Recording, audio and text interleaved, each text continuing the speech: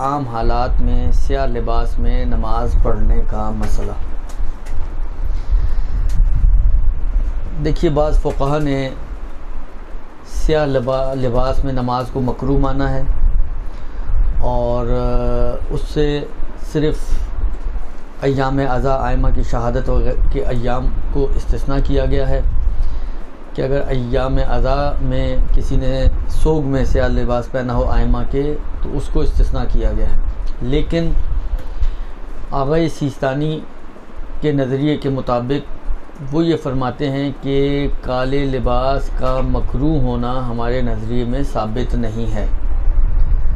تو کیونکہ وہ اس کی کراہیت کو نہیں مانتے ہیں، لہذا چاہے عام حالات ہوں، چاہے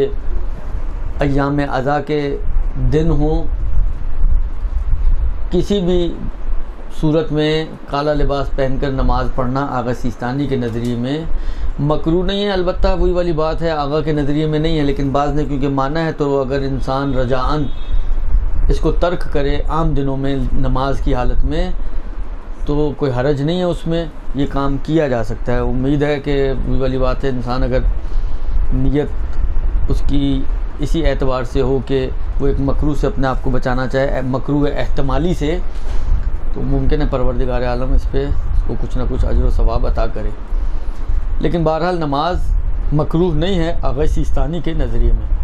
برحمتك يا أرحم الراحمين وصلى الله على محمد وآله الطاهرين